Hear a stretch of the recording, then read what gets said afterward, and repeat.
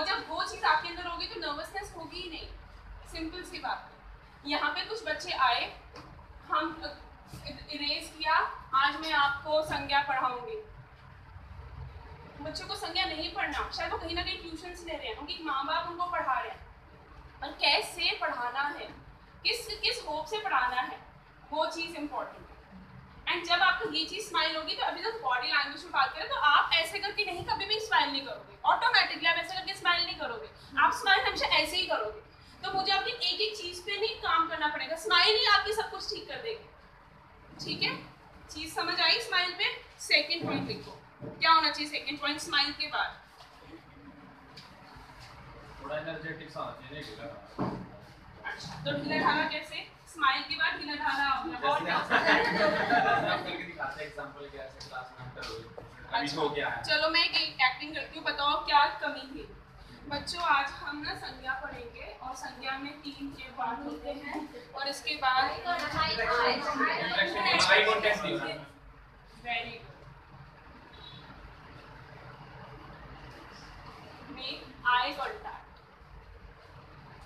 आंखों से सब कुछ दिखता है कि किस तरह से आप काम करोगे, राइट? आई से आपकी नर्वसनेस 2 मिनट में पकड़ी जा सकती है कि हाथ पर शिवर कर रहे हैं ना, तो आप उसको कंट्रोल कर लोगे कि आंखों में कॉन्फिडेंस है। These are the clues. Panel को क्या दिख रहा है? आंखें, वॉइस, एंड आप अगर आपके पैर भी कांप रहे हैं ना, उसको कंट्रोल कहीं ना कहीं कर लोगे कि नहीं, मुझे नहीं घबराना, मेरे को नहीं डरना, मेरे पैर पूरी तरह कांप रहे हैं और मैं चलना भी नहीं चाहती, लेकिन आंखों पे अगर स्माइल होगी तो छुप जाएगी। तो एक तरीका है उनको मैनिपुलेट करने का, तो make eye contact. Third point,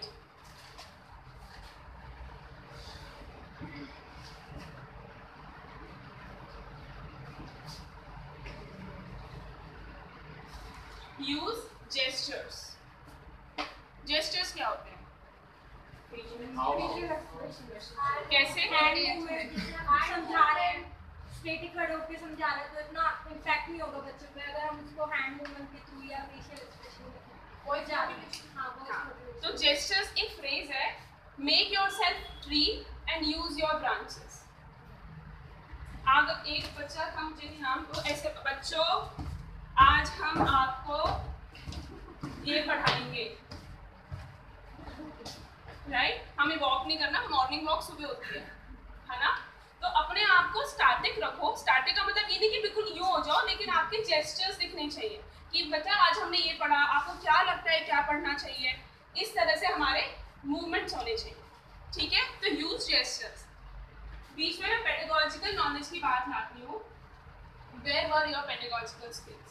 2 साल आपने डिप्लोमा किया है, डायरेक्ट आप पैरामीटर कोई भी सब्जेक्ट नहीं पढ़ा सकते।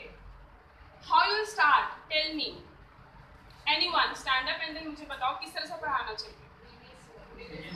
Exactly, previous knowledge. Previous knowledge से क्या पता चलता है? उसकी करंट नॉलेज कितनी है, उसकी अवेयरनेस कितनी है, राइट? तो कहीं ना कहीं आप उसके वैल्यूज क्रिएट कर रहे हो। जरूरी नहीं है वो पैरामीटर से ही रिलेटेड कुछ बोले। 2 बच्चे आप क्लास में आए, क्लास में आते ही 4 बच्चे लड़ रहे हैं। वो लड़ क्यों रहे हैं? जिसने मेरी शॉर्पनर ले लिया, इसने मेरा पेंसिल ले लिया। क्या करोगे? चुप रहो, ठीक से बैठो, मुझे पढ़ाना है। नहीं, पैनलिस्ट यही करने वाले हैं। पैनलिस्ट का काम ही यही है, सेमिनार्स में जाओ, पैनलिस्ट ना आपको आएंगे, आते ही वो सिर्फ लड़ रहे होंगे और आप पढ़ा के दिखाओ, क्योंकि वो आपका कंटेंट नॉलेज इतना नहीं देखते। वो आपने प्रूफ कर दिया कि आपको आता है, आपके मार्क्स है पूरे। वो अभी क्या देख रहे हैं कि अगर केवीएस के एक छोटे से गांव में जहाँ पे बच्चों को बार बार वो कह रहे हैं कि भैया इसकी शादी करो, उन बच्चों को पढ़ाना है, और वहाँ पे वो लोग सीरियस नहीं है पढ़ाने के लिए, फिर भी पढ़ाना है। और वहाँ क्या काम आएगा? Your teaching skills. तो उनकी लड़ाई से ही आपको क्या उठाना है? टॉपिक उठाना है। उससे ही उठाना है कि शेयरिंग सिखा दिया आपने, यूनिटी सिखा दिया आपने, मेल मिलाप सिखाया। करते करते करते आप उसको उठा, बात करते करते, इंटरैक्ट करते करते आप अपने टॉपिक पे आए। This is your creativity. So teachers need to be creative enough कि आप इम्प्रॉम्प्टू होने चाहिए, राइट? तो these are the important points. Previous knowledge हो गया, तो इससे आपकी कंटेंट नॉलेज होगी, अवेयरनेस होगी, वैल्यूज होगी, ठीक है। One more thing in body language, जब आप एंटर होते हो कुछ ना कुछ हमेशा ब्लैक बोर्ड पे लिखा होता है, क्योंकि पहला वाला क्लास में जो टीचर है वो पढ़ा के गया है, आप कैसे इरेज करोगे? नो ऐसे नहीं, मतलब बच्चे तो तूफान मचा देंगे। आप जैसे ही the moment you enter in the class आपका काम स्टार्ट हो गया, किस चीज का, वैल्यूज का। शायद आपको बहुत स्टूपिड टॉपिक लग रहा होगा, पर जब आप इस चीज को ध्यान रखोगे कि मेरा वॉक करना भी वो कॉपी कर रहे हैं, मेरी हैंडराइटिंग अच्छी इसलिए थी क्योंकि मुझे लगा कि मेरी मैम इम्प्रेस हो जाए, बस मेरी मैम इम्प्रेस हो जाए बस। हम सब और ये सब लोग आपसे इम्प्रेस होने वाले हैं कि वो मैम को ना, मैं चाहती हूँ मुझे बस गुड दे दे एक बार, मैं कुछ भी करने को तैयार हूँ, उसकी तरह पहनना, उसकी तरह इयररिंग्स, उसकी तरह बाल, सब कुछ इमेजिन उतना कॉपी करते हैं आपको। कितनी बड़ी रिस्पॉन्सिबिलिटी है आप पे। अगर आप ऐसे ही रूड चुप कुछ नहीं बोले और आप ऐसे से इरेज करोगे, इतने में तो बच्चे पता नहीं कौन सी दुनिया में चले जाएंगे, शायद दो तो भागे जाएंगे क्लास से। आपको अट्रैक्ट करना है, कैसे अट्रैक्ट करोगे? सीधा मैथ्स या सीधा इंग्लिश, वो कहेंगे फिर पढ़ाने आ गए,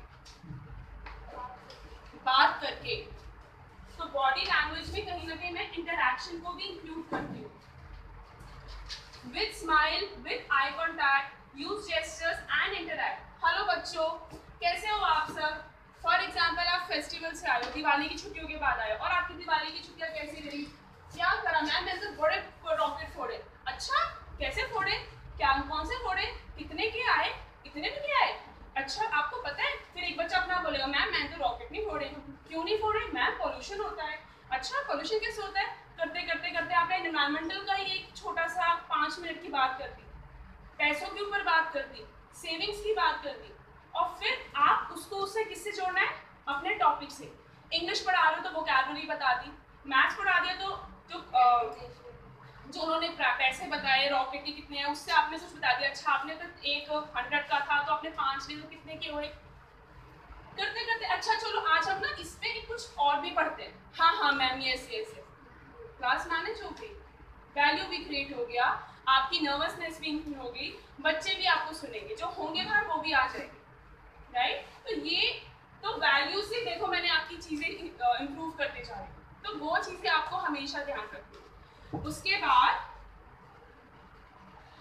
नेक्स्ट पॉइंट लिखो, मैं लिख नहीं रही। The way you walk from your seats to the podium. जब मैं पीछे बैठी थी, the way you walk from the seats to the podium, जब आप, ये मैं सिर्फ स्पेशल आपके माइक्रो टीचिंग के लिए बता रही हूँ, रियल टीचिंग के लिए नहीं। जब आप अपनी सीट से उठ के इम्पोडियम पे आते हो, उसमें आपकी वॉक कैसी होनी चाहिए? क्योंकि जब मैं पीछे बैठी थी तो बहुत लोग बहुत ऐसे आ रहे थे कि ओ गॉड क्या होगा मेरा, सब लोग मेरे को पत्थर मारता नहीं क्या कर देंगे मेरा अगर मैंने ठीक नहीं पढ़ाया। तो वहीं से शायद आपको सिटिंग अरेंजमेंट नहीं पता, जब आपका KBS इंटरव्यू होगा तो आपका सिटिंग अरेंजमेंट नहीं पता कैसे होगा। वो यही चेक कर रहे हो कि अब ऐसे ऐसे ऐसे चल रहे हो या फिर ऐसे ऐसे कर रहे हो, ऐसे ऐसे कर रहे हो, तो वहीं से आपके मार्क्स कटना स्टार्ट हो जाएंगे, राइट। तो वो वहां से आपको अपना, तो आप ये चीज कैसे लाओगे? एक्टिंग करोगे कितने दिन? अपने कल्चर में लेकर आओगे, अपनी रोजमर्रा की जिंदगी में चेंज लाओ। सीखना नहीं पड़ेगा। अपने घर में भी कैसे चलते हो, अपने फ्रेंड से कैसे बात करते हो, अपनी फैमिली से कैसे बात करते हो, जब लड़ते हो तो कैसे लड़ते हो, जब खुश होते हो तो कैसे खुश होते हो, जब किसी कॉन्ग्रेचुलेट करते हो तो कैसे करते हो, वो चीज़ अगर आप अपनी जिंदगी में ले आओगे तो ये सब सीखने की जरूरत ही नहीं है। तो इट मीन्स जितना मैं बता रही हूँ, please practice with your friends, family members and in front of mirror. It is very important. जब ये चीज़ कल्चर में, हैबिट में आ जाएगी, कि कोई प्रॉब्लम नहीं है, ठीक है। उसके बाद लिखो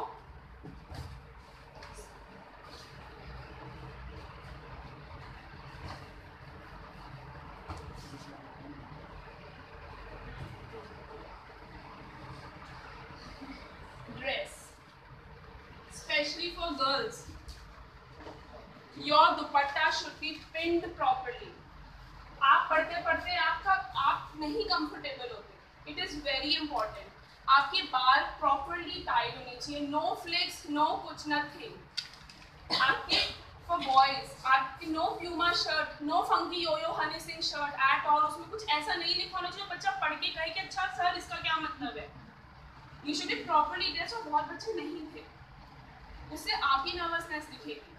आपका शिफॉन का दुपट्टा है तो सर हमें नहीं पता, लेकिन उसको पिन होना चाहिए ताकि वो आपको डिस्टर्ब ना करे, right? That is when no kurta pyjama at all and no jeans. I think it should be a formal dress, properly shape, हर चीज आपकी परफेक्ट। नो हाईली एक्सेसराइज्ड, बहुत सारी बड़ी बड़ी वॉच पहन रखी है, बार बार ऐसे हाथ करो, नो, नॉट एट ऑल।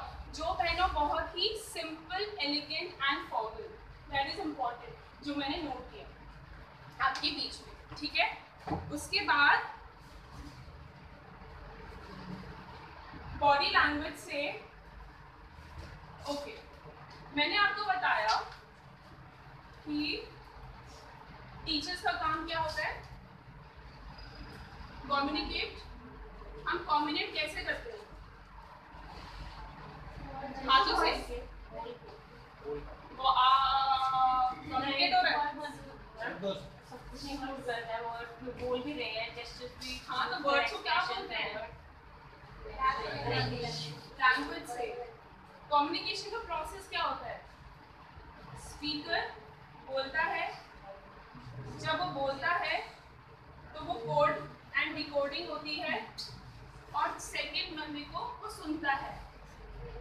जब उसको मैसेज मिल जाता है तब उसको डिकोड करके उसको वापस रिप्लाई करता है, राइट? तो जब आप लैंग्वेज में speaking and listening both are important, तो it means listening skill is equally important then speaking. Do you really think you have the skills of listening? सुनने की शक्ति है, बोलने की तो बहुत है, सुनने की, और किसे सुनना है हमें? तो बॉडी लैंग्वेज में मैंने ये चीज क्यों डाली? एज अ बॉडी लैंग्वेज, मैंने बॉडी लैंग्वेज पढ़ा दी ना, इसमें मैं अगर स्किल्स ऑफ लिसनिंग की बात करूँ तो बॉडी लैंग्वेज मतलब बॉडी लैंग्वेज, बॉडी की लैंग्वेज। इससे मैं आपको, आप बोल रहे हो, ठीक है, और मैं सुन रही हूँ या नहीं सुन रही, ये मेरी बॉडी लैंग्वेज से कैसे पता चलेगा? What should be my body language? Expression देखोगे और उनकी बात जानने की कोशिश और करोगे, और अगर आप इंटरेस्टेड नहीं हो तो आपका फेस इधर उधर हो जाएगा, आप कोई और काम शुरू कर दोगे, आप डैशबोर्ड रब करना शुरू कर दोगे, राइट? तो बॉडी स्किल्स ऑफ लिसनिंग के लिए कुछ की पॉइंट्स हैं, और वो क्या है वो लिख लीजिए।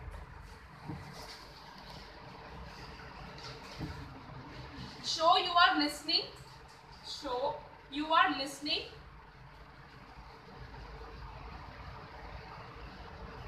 by leaning towards your audience। Audience को ब्रैकेट में लिखे ना, लर्नर।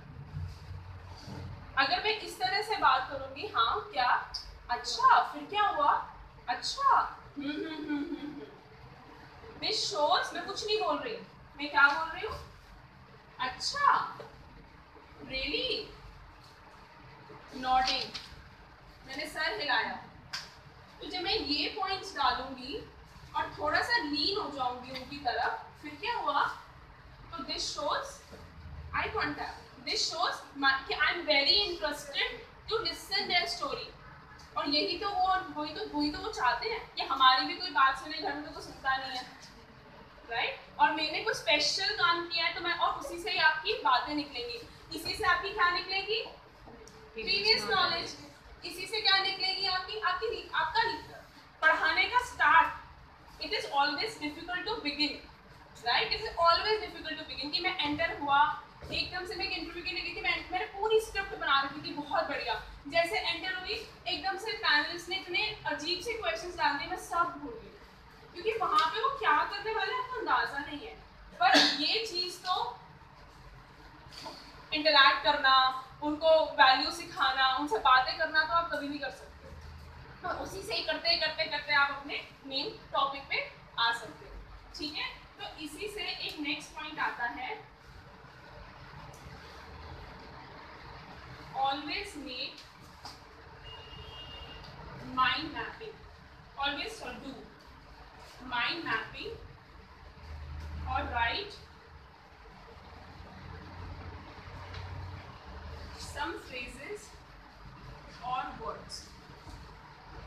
आप में से बहुत लोग क्रिएटिव हैं और वो बहुत इंटरैक्टिव सेशन बनाने की कोशिश कर रहे थे, पर वो कहीं फेल हो गए। कहीं क्यों?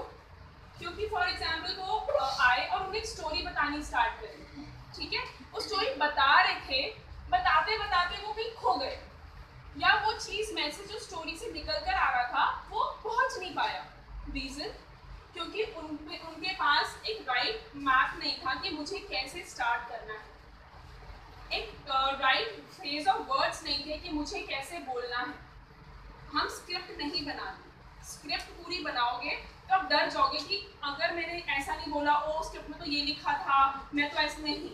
आपको सेट ऑफ कुछ लाइंस लिखनी है अपने अंदर, अपने पास, कि जब मैं आऊँगा और मेरे को मैथ्स पढ़ाना है और मैं मैथ्स कैसे पढ़ाऊँगा कि मैं एक इंसिडेंट बताऊँगा, वो इंसिडेंट आपके दिमाग में अच्छे से बैठा होना चाहिए विद प्रैक्टिस। कि बच्चों कैसे पूछूंगा, मैं 4 क्वेश्चन इनसे पूछूंगा, 4 क्वेश्चन इससे पूछूंगा और मैं क्या जवाब दूंगा, मैं बीच में थोड़ा सा जोक लाना चाहता हूँ, जोक कैसे लाऊंगा, उसमें कहाँ पॉज होगा, कहाँ पॉज नहीं होगा, ये चीज़ आपको कॉन्फिडेंट करेगा।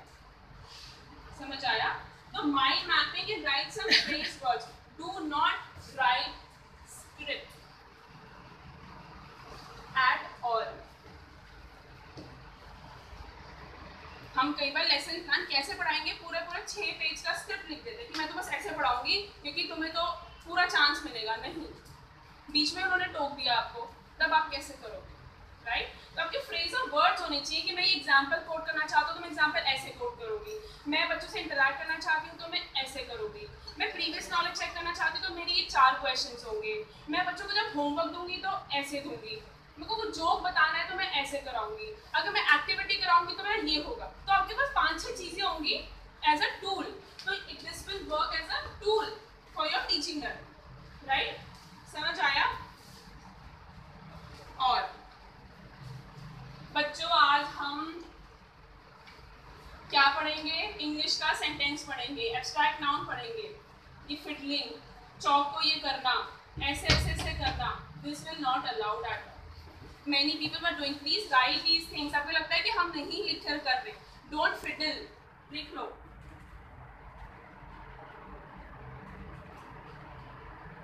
Don't fiddle teaching aids. हाथ को ऐसे ऐसे करना, ये सब करना, ये सब नहीं अलाउड है। अगर आपको लगता है कि मेरे हाथ पैर मुझे नहीं पता कैसे चलाने हैं, उसको ऐसे रखो, कीप इट लाइक दिस। कुछ लोग अच्छे नहीं होते हाथ, वो हाथ ऐसे ऐसे ऐसे चलाने लग जाएंगे तो वो प्रॉब्लम हो जाएगी। आपको लगता है नहीं मुझे इन सब चीज़ों में कंफर्टेबल नहीं हूँ, अपने हाथ ऐसे रखो और ऐसे करो और थोड़ा सा ऐसे ऐसे कर लो बस, पर ज़्यादा। और अगर आप लगते हो yes I am good in this, उसके बाद एक चीज़ और, जब आप मैथ्स का स्पेशली जब आप बच्चों को कुछ सम करा रहे थे तो आप ना सारे फॉर्मूलेस वगैरह सब ना लिखते जा रहे थे और खत्म। Why were you not interacting? बच्चों से फॉर्मूलाज निकालो, बच्चों को बोलो बेटा ये क्या लिखा है, 2 + 2 कितना हुआ, 4। क्योंकि मैथ्स बच्चों की पता है इंटेंशन कितनी होती है, सिर्फ 1 मिनट से भी कम। उनको जहाँ वहाँ पे चिड़िया जा रही होगी वो उसमें खो जाएंगे, आपका गया फॉर्मूला, राइट? तो आप प्रॉफिट लॉस करा रहे हो, आप एडिशन सब्ट्रैक्शन करा रहे हो, आप कुछ भी करा रहे हो, तो आपको इंटरैक्ट करना है। एंड आप ऐसे नहीं रह सकते, आप ऐसे रहोगे। यस आप, पर वो सबको पता है ना थ्योरी तो, पर कोई यूज नहीं कर रहा था। एग्जैक्टली। तो आप जो भी फॉर्मूलाज लिख रहे थे उसमें आप बोलो बच्चों, अच्छा बच्चों बताओ फिर मैं यहाँ क्या लिखूँ, फिर क्या होगा, फिर क्या होगा। तो this will should be your teaching method. तो maths, English, science, other subject, इसको तो समझो, राइट? उसके बाद do not interrupt in between. जब बच्चा कुछ बोल रहा है, जब पैनलिस्ट कुछ बोल रहे हैं, तो आप उनको पूरी बात सुनोगे, आप बीच में इम्पेशेंट होकर काटोगे नहीं। कई बार वो आपसे कुछ क्रॉस क्वेश्चन करे और आपको पता है कि अच्छा ये क्या पूछने वाला है, अच्छा मुझसे पूछोगे, सर मैं बताता हूँ। नहीं, उनकी बात पूरी ढंग से सुनो, 5 सेकंड का पॉज लो and then answer. This shows your patience and perseverance. आपकी सहनशीलता दिखती है, आपका पेशेंस दिखता है कि आप कितने ज़्यादा सबमिसिव हो और आप चीज़ों को समझना चाहते हो और बेस्ट पॉसिबल मेजर्स देना चाहते हो। आंसर सबको पता है, पर मैं क्या सोचती हूँ, तो do not interrupt in between. फिर उसके बाद आती है लैंग्वेज की। बताओ, लैंग्वेज की, बॉडी लैंग्वेज की बातें होगी, बीच में मुझे कुछ और याद आएगा, I will talk about it. बताओ लैंग्वेज क्यों? एज अ कम्युनिकेशन स्किल्स अपने थॉट्स को डिलीवर नहीं कर पाएंगे अगर लैंग्वेज ही नहीं समझ में आएगी तो कम्युनिकेशन होगा तो। Very good. तो कैसी लैंग्वेज होनी चाहिए? लैंग्वेज समझ अंडरस्टैंडेबल होनी चाहिए। क्या क्या क्या? एक तो प्रॉपर होनी चाहिए, दूसरी अंडरस्टैंडेबल होनी चाहिए। प्रॉपर होनी चाहिए, यूजिंग सिंपल वर्ड्स, अंडरस्टैंडेबल होनी चाहिए, बच्चों के एनवायरनमेंट से जुड़ी हुई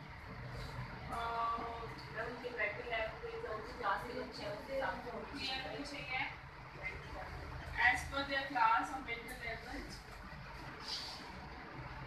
अब इन चीज़ों को पूरा करने के लिए क्या करना है? अंडरस्टैंडेबल होना, ठीक है, क्लियर होना, एज पर द क्लास। तो इट डिपेंड्स ऑन आपका जब एम क्लियर होगा, लेसन प्लान आप बनाओगे तो वो अपने आप क्लियर हो जाएगा। हम इन तीनों पे काम करना चाहते हैं, राइट? कैसे करें? लास्ट क्लास में थोड़ी सी 5 मिनट जो मैंने कुछ बोला था, याद है क्या बोला था?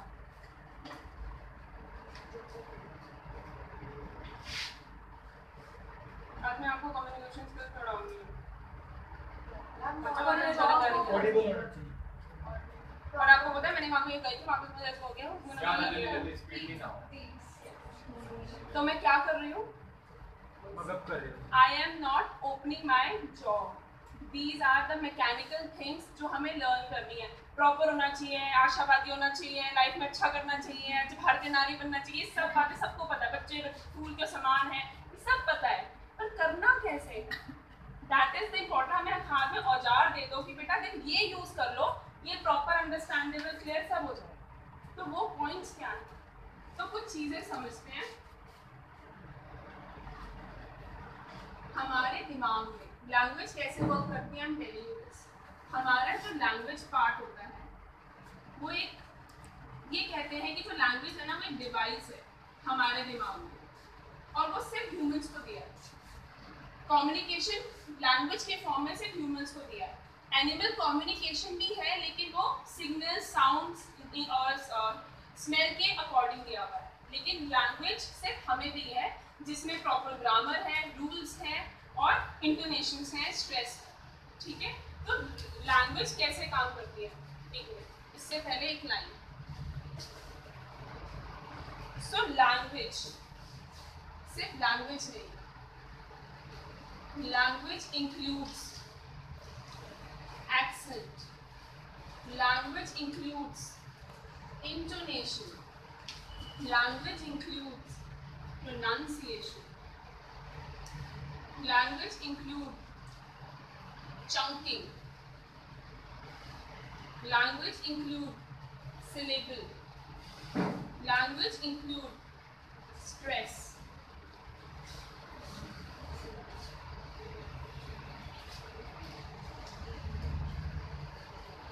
Language includes knowledge of sounds.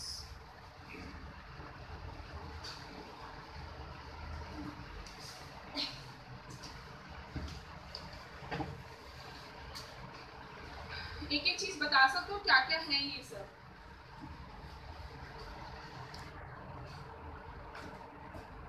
एक चीज और है, language include tone. These are the some characteristics or points which improves your language. हम यहाँ इंग्लिश और हिंदी सीखने नहीं आए हैं, हम यहाँ बोलना सीखने आए हैं। चाहे आप कोई भी लैंग्वेज बोलो, पर कोई भी लैंग्वेज बोलो, मैं हिंदी भी अगर टूटी फूटी बोलूँगी तो वो लैंग्वेज नहीं है। तो ये पॉइंट्स क्या है, आपको क्या लगता है, ये सब क्या क्या? तो इस पे भी हम बात करेंगे, बट पहले इसको आगे बढ़ने से पहले मैं आपको कुछ बात बताना चाहती हूँ, और वो है हाउ टू टॉक।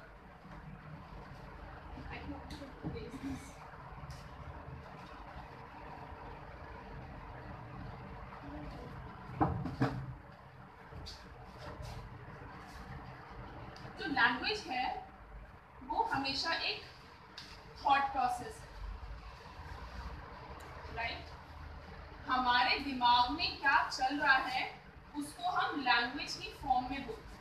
सिंपल, मुझे बहुत गुस्सा आ रहा है, ये दिमाग में चल रहा है, शायद गुस्सा आ रहा है, मेरे को कुछ मीठा खाना है, ये सब क्या है जो चल रहा है, मैंने उसे बोल दिया और वो एक कंक्रीट फॉर्म में आ गया। तो बेसिकली लैंग्वेज कुछ नहीं है, एक रेट ऑफ थॉट है which should be aligned with rate of speech.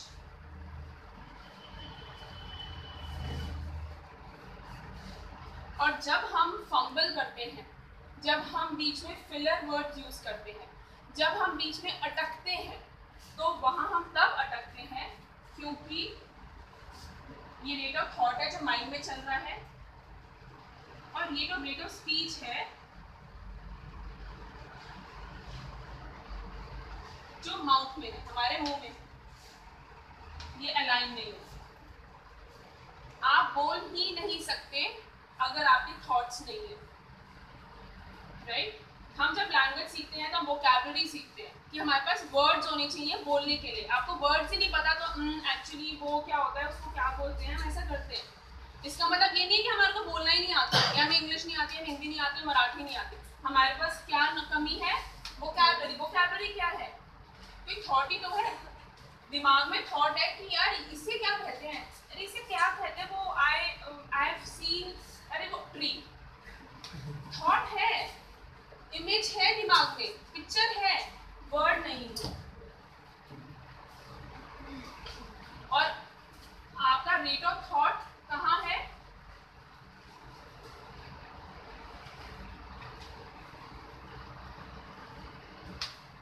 आपका रेट ऑफ स्पीच यहाँ है, ये ब्लैंक है, यहाँ पे टी है ही नहीं, ठीक है? क्यों? बोलने में आप माहिर है ना, यही तो होता है, सबके साथ होता है, कोई भी कम नहीं है। रेट ऑफ स्पीच जो है हमारी वो यहाँ पहुँच गई, यहाँ तक का तो हमें पता है, ये हमने बोल दिया, यहाँ जब आए पता ही नहीं क्या बोलना है, इमेज ही नहीं है, वो पेड़ की इमेज नहीं है, वोकैबुलरी तो बात की बात है। तो ये चीज आपको अलाइन रखनी है। अब ये अलाइन कैसे रखें, फिर आगे मैं वैल्यूज दूँ। Patience, give a thought, change of habit,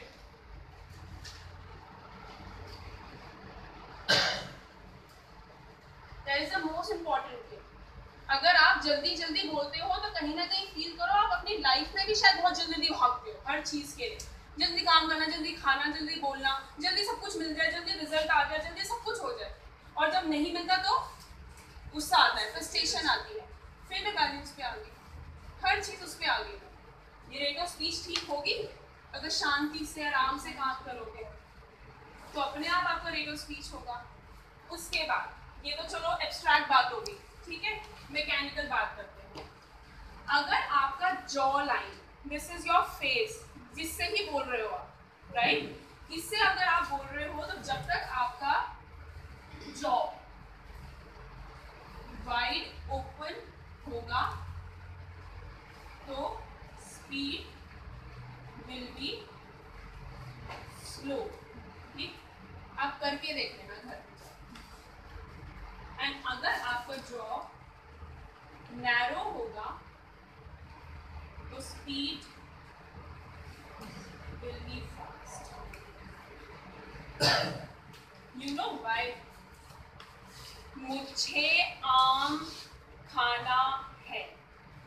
आ और म पे जाने के लिए मेरे को पहले अपना मुंह पूरा खोलना पड़ा और फिर मैंने अपने दोनों लिप्स को बंद किया, तो उसमें आने के लिए मेरे को टाइम लगा। जब टाइम लगेगा मैं आ पे म बोलने के लिए अपना मुंह बंद करूंगी तो अपने आप ही स्पीड स्लो हो जाएगी। ये एक मैकेनिकल तरीका है अपनी स्पीड को काबू करने का।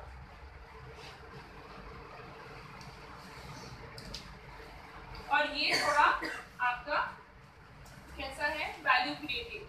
अपनी लाइफ में अगर आप अपनी थोड़ा सा परसिवरेंस लाएंगे, पेशेंस लाएंगे तो वो भी ठीक होगा, पर ये करना थोड़ा लॉन्ग टर्म है, ये शॉर्ट टर्म है। आज ही आप इस चीज़ को हो रहे भैया, मैं मुंह खोल के बात करूँगी अच्छे से, आप खुद देखना, हैबिट में लेकर आओ, आपकी ये दोनों चीज़ें ऑटोमेटिकली ठीक हो, राइट।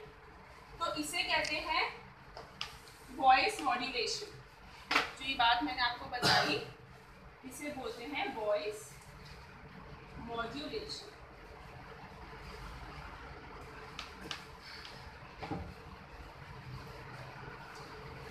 हाँ जी, कभी-कभी ऐसा होता है जैसे इंटरव्यू के टाइम पे कोई क्वेश्चन पूछा जाए, जैसे हम इंटरव्यू हो रहा है या आपने कोई क्वेश्चन पूछा और हमारे दिमाग में उस एक क्वेश्चन से रिलेटेड बहुत सारे थॉट्स चल रहे होते हैं, जिसकी वजह से हम लोग फंबल कर जाते हैं, सीक्वेंशियल नहीं हाँ हो पाता, वो नहीं हो पाता। हाँ, तो इसके लिए आपको you need to train yourself. अगर आपके पास ये क्वेश्चन आया कि आपके हिसाब से स्कूल्स किस तरह के होने चाहिए या आपके हिसाब से एक टीचिंग मेथडोलॉजी कैसे होनी चाहिए, तो आपके पास बहुत सारे क्वेश्चंस आएंगे कि टीचिंग मेथडोलॉजी में ना चेयर्स ही नहीं होनी चाहिए, अपने बच्चों को प्ले वे मेथड से पढ़ाओ।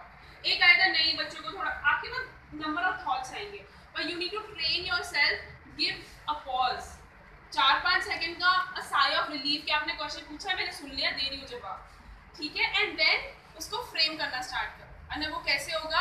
प्रैक्टिस एट होम, कि आपके व्यूज क्या है। सी, हमारी लाइफ में कुछ प्रिंसिपल्स होते हैं, आप टीचर बनो, आप बैंकर बनो, आप कुछ भी बनो, लेकिन आपके कुछ रूल्स होते हैं कि दीज आर, देखो ये मेरे रूल्स हैं, मैं ऐसे चलती हूँ, मेरे हिसाब से टीचर ऐसा होना चाहिए। मैं ये नहीं कह सकती यार टीचर स्ट्रिक्ट होना चाहिए, टीचर लीनिएंट होना चाहिए, मैं बोलूँगी टीचर मीडियोकर होना चाहिए। तो we have only one view, हमारे प्रिंसिपल सेट करो हर चीज़ के लिए। मेथड टीचिंग का कैसा होना चाहिए, इसमें क्या ड्रॉबैक है, इसमें क्या मेरिट है, डीमोनेटाइजेशन, डीमोनेटाइजेशन क्यों हुआ, क्या ठीक है, वो क्या कह रहे हैं, वो क्या कह रहे हैं, मिनिस्ट्री क्या कह रही है, आरबीआई क्या कह रही है, सबके व्यूज ने, मेरी क्या सोच है। जब आप क्रिटिकल एनालिसिस करना स्टार्ट करोगे अपने हर फील्ड को, तब आपको कभी डुअल थॉट्स नहीं आएंगे, है ना। मेरे को जीन्स पसंद है, मुझे जीन्स पसंद है, मुझे जीन्स भी पसंद है, मुझे वो भी पसंद है, मुझे ये भी नहीं कहोगे ना मुझे जीन्स पसंद है, मुझे जीन्स नहीं भी पसंद है। आप ये कह सकते हो कि मेरे 4 व्यूज है और चारों अपने अपने हिसाब से ठीक है, आप कॉन्ट्राडिक्ट नहीं कर सकते, राइट। और अगर आपको लगता है कि मेरे 4 व्यूज हैं, चारों व्यूज आर इक्वली गुड, आप उसको एक्सप्लेन करो। एंड वो कैसे एक्सप्लेन करोगे? कम्युनिकेशन स्किल्स, आपके थॉट्स से, अपने लैंग्वेज से। और वो कैसे प्रैक्टिस कैसे होगी? प्रैक्टिस कैसे होगी?